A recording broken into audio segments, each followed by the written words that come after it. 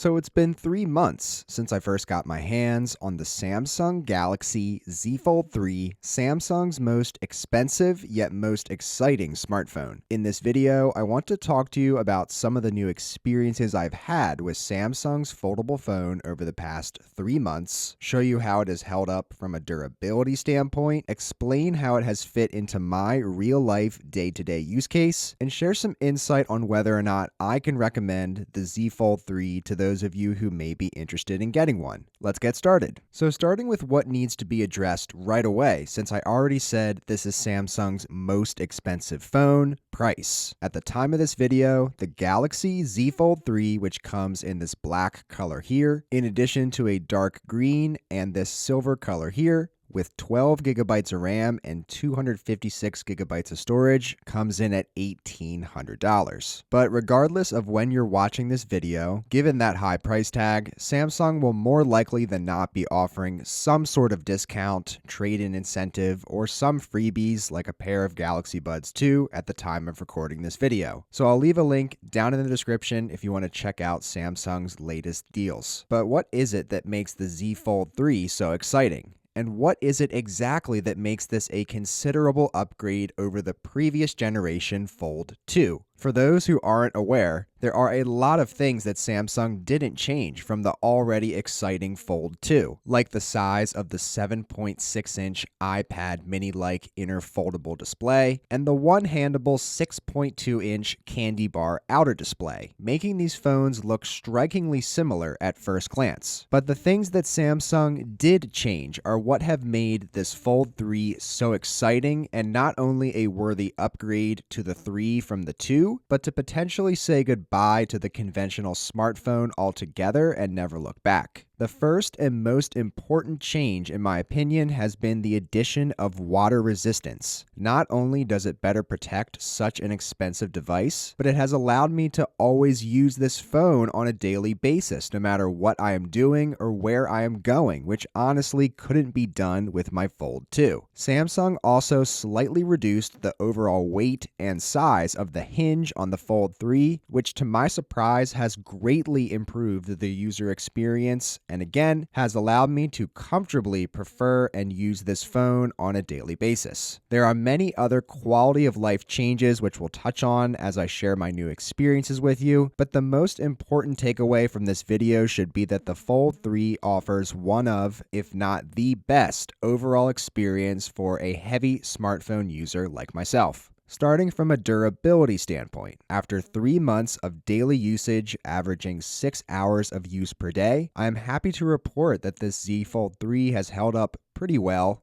even after a few drops with the phone open and persistent microfiber cloth wiping to clean the absolute fingerprint magnet of a phone this is, inside and out. Upon close inspection and preparation for this video, I did find one small micro scratch on my inner display, but I could only see it in direct sunlight with the display off. And my outer display has its fair share of tiny scratches in the upper right corner, which also was a problem I had on my Fold 2, so I recommend leaving on the included screen protector for peace of mind. The inner display also comes with a pre-installed screen protector, and I recommend keeping that on as well, as I found little to no difference in my experience between using a Fold 3 with a screen protector and one without, which is another part of this phone Samsung has definitely improved on over the Fold 2. Use of the new S Pen with the Fold 3 is reasonably another concern for that flexible inner display, but I've had no issues with frequent S Pen use, even with the pre-installed screen protector removed. Something I did have an issue with initially was the overall weight and added bulk of the Fold after having used an S21 Ultra for the majority of 2021. But 3 months into it now, I can confidently say that I am used to the extra weight of the Fold 3. It is indeed heavier than any conventional smartphone I've used before, but like most of the other tech I've used and reviewed on this channel, you eventually get used to whatever it is you're using and holding on a daily basis. Something that was also intriguing to me was that when going back to using some conventional phones on the larger side, like the iPhone 13 Pro Max for example, the weight at this point did not not feel all that much different. And when you factor in that you are getting a tablet in addition to a smartphone in exchange for a bit of extra weight, the trade-off is well worth it in my opinion. Physical aspects aside though, how has actual day-to-day use been for me for the past 3 months? The Fold 3 without a doubt has been one of the most enjoyable overall experiences I've had with really any device. The best way to describe the day-to-day user experience is that the Fold is a really well-refined jack of all trades. The foldable tablet itself certainly can't compete against the likes of a Galaxy Tab A7 or a more comparable iPad mini, and the outer display itself is obviously inferior to pretty much every standard smartphone that exists in the world. But the fact that you are getting both of these things in a portable and easy-to-use form factor means it has replaced any combination of the devices I just mentioned. While it's certainly not perfect, I feel that it is the perfect combination of smartphone and tablet to make it, again, the best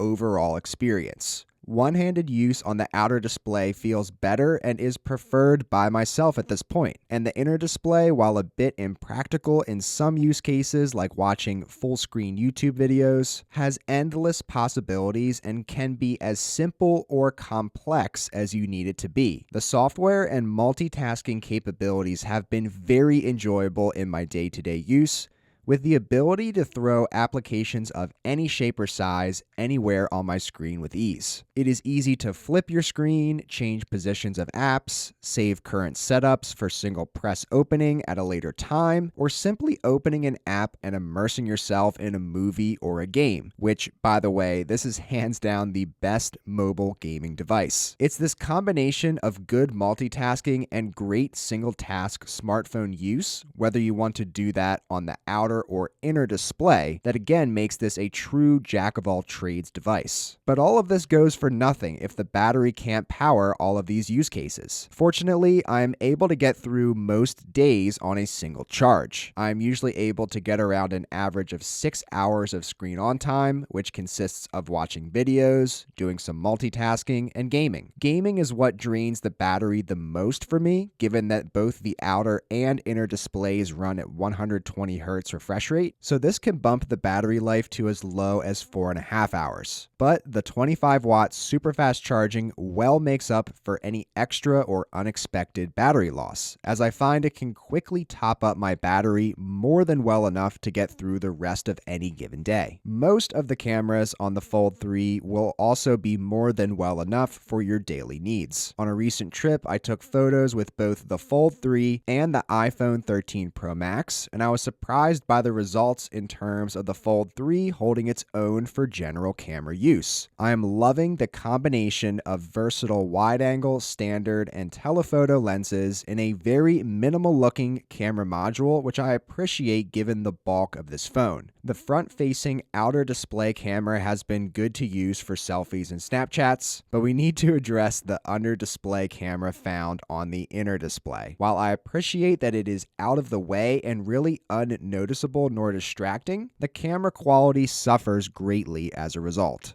Here's a quick video sample from that under display camera. We're currently filming at 1080p 60, which sounds good on paper, but you can see that the real life results are just not here. There's just a lot of pixelation going on. Some things look really weird, like my Christmas lights. You can see a lot of pixelation on them, especially over here on my Christmas tree. I just don't know what is going on with this under display camera.